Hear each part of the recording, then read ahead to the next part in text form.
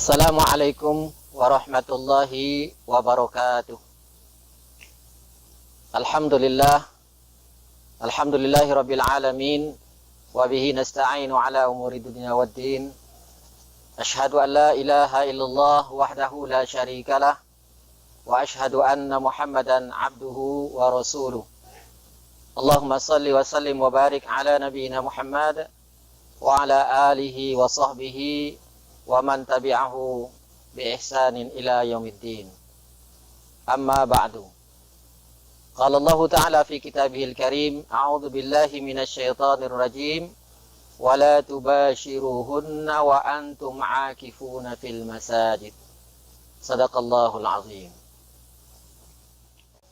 Para pemirsa yang dirahmati Allah Subhanahu wa taala, alhamdulillah, segala puji dan rasa syukur mari kita hadirkan hati kita ke hadirat Allah Subhanahu wa taala yang telah mempertemukan kita dengan satu bulan yang mulia, bulan yang penuh dengan keberkahan, bulan dilipat gandakannya pahala sehingga kita bisa memaksimalkan amal ibadah kita di dalamnya. Di antara amalan yang dimaksimalkan oleh Nabi Shallallahu Alaihi Wasallam di dalam bulan Ramadan ini, terutama di 10 terakhir bulan Ramadan, adalah di mana beliau melakukan iktikaf di masjid. Sebagaimana yang diriwayatkan oleh istri beliau, Sayyidatuna Aisyah radhiyallahu taala anha, bahwa beliau meriwayatkan kana Rasulullah sallallahu alaihi wasallam ya'takifu al-ashr al-awakhir min Ramadan hatta tawafallahu taala. Bahwa Nabi Shallallahu Alaihi Wasallam beliau biasa beriktikaf di 10 hari terakhir di bulan Ramadan sampai pada akhirnya Allah Subhanahu Wa Taala mewafatkan beliau. Summa i'takafa azwajuhu min ba'dihi. Kemudian setelah beliau wafat, para istri-istri beliau pun juga melaksanakan iktikaf di 10 terakhir Ramadan itu. Para pemirsa yang dirahmati Allah Subhanahu Wa Taala, ayat yang secara khusus menjelaskan tentang iktikaf di dalam bulan Ramadan ini terdapat di dalam firman Allah Subhanahu wa taala surat Al-Baqarah ayat 187. Di mana ayat ini pun juga adalah merupakan rangkaian daripada ayat-ayat yang berbicara tentang puasa di bulan Ramadan. Di mana Allah Subhanahu wa taala berfirman, "Wala tubashiruhunna wa antum 'akifuna fil masajid."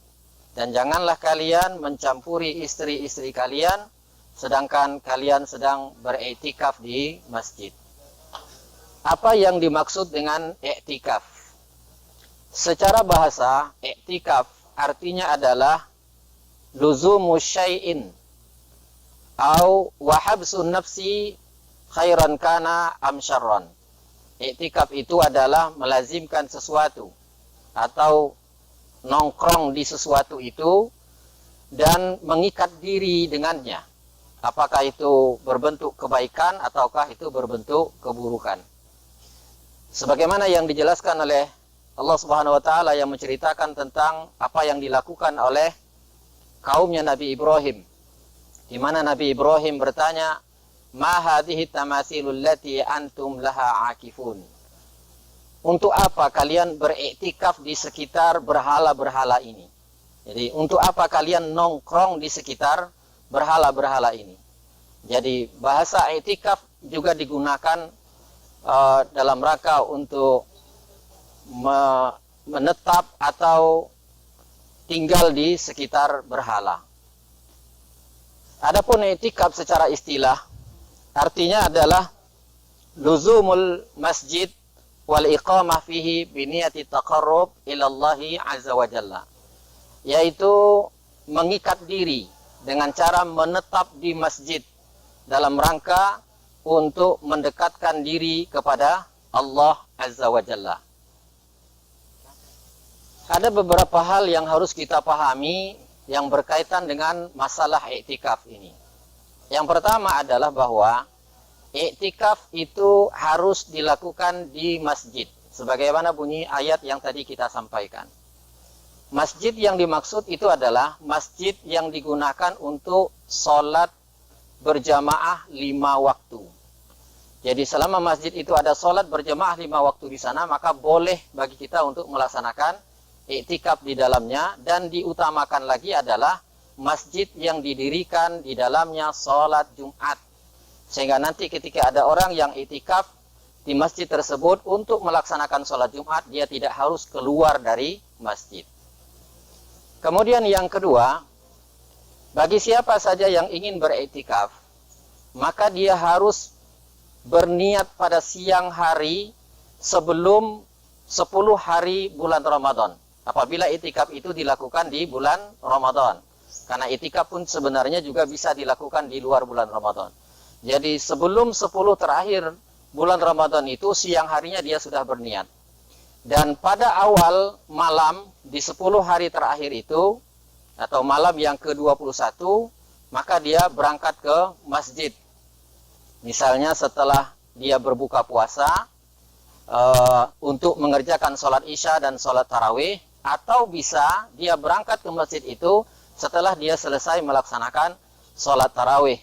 Lalu dia menetap di masjid itu, keluarnya lagi dari masjid itu adalah setelah hari terakhir atau terbenamnya matahari di hari terakhir di bulan Ramadan. Dan disunnahkan lagi apabila dia sudah melaksanakan sholat Idul Fitri di masjid tersebut.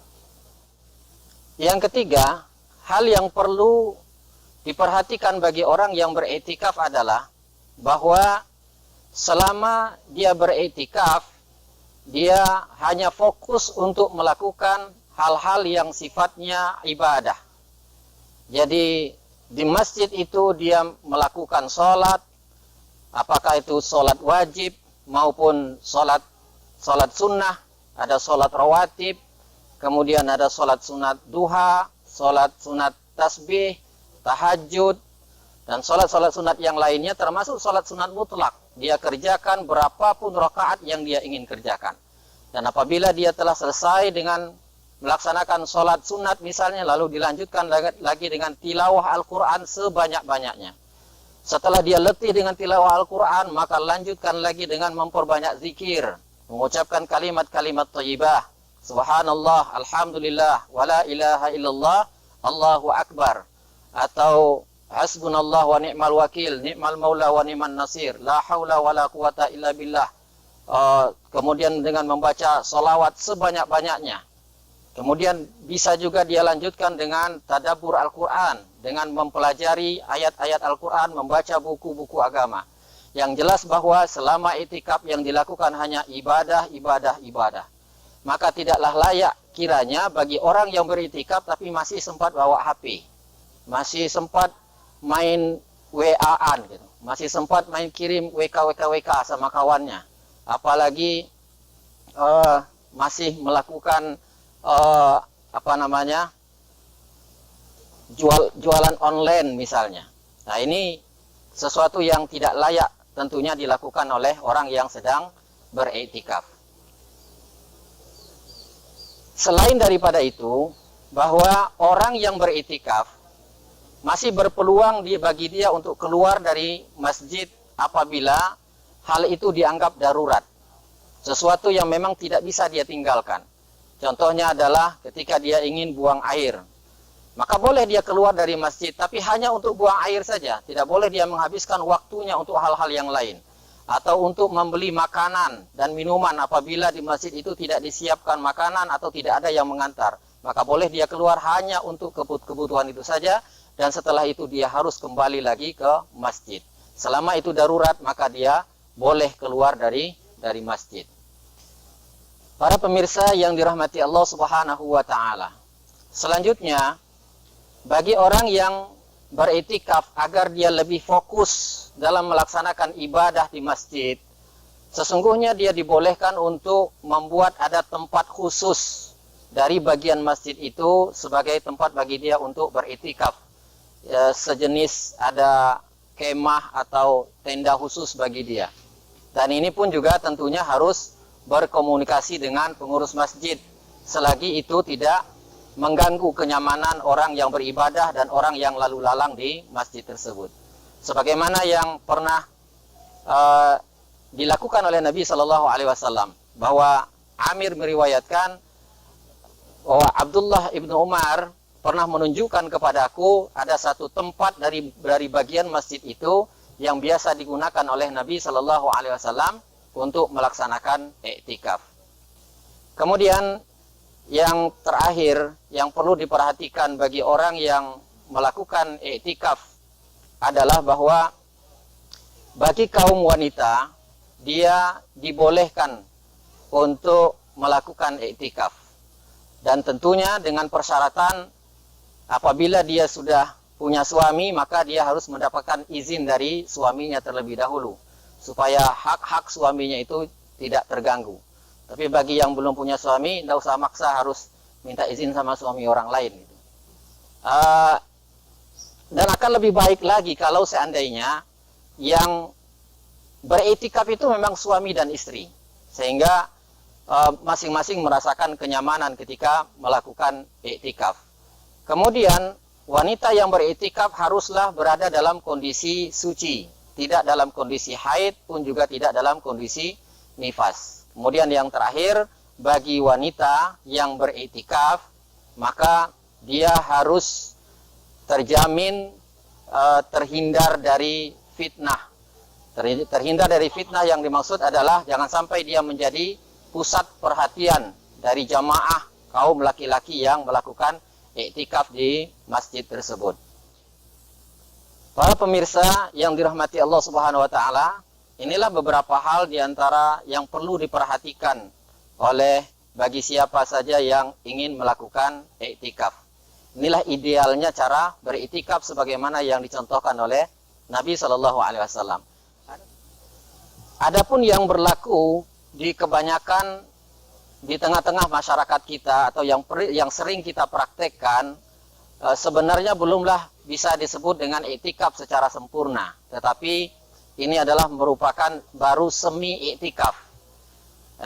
Kadang kita malamnya kita ke masjid, lalu siangnya kita masih disibukkan dengan kesibukan-kesibukan dunia yang lainnya. Tapi walau bagaimanapun ini adalah merupakan sebuah kebaikan, karena selagi orang tersebut masih berurusan dengan masjid, berkaitan dengan masjid, insya Allah akan banyak nilai-nilai kebaikan yang didapatkan di dalamnya. Dan bahkan Nabi Shallallahu Alaihi Wasallam menyebutkan dalam sabdanya bahwa di antara salah satu orang yang nanti pada hari kiamat akan mendapatkan perlindungan langsung dari Allah Subhanahu Wa Taala itu adalah orang-orang yang hatinya terpaut dengan masjid. Para pemirsa yang dirahmati Allah Subhanahu Wa Taala, demikian yang bisa disampaikan. Mudah-mudahan ada manfaat yang bisa kita ambil. Lebih dan kurang mohon dimaafkan. Subhanakallahumma wa bihamdika asyhadu an la ilaha illa anta astaghfiruka wa atubu ilaik. Wabillahi taufiq wal hidayah. Wassalamualaikum warahmatullahi wabarakatuh.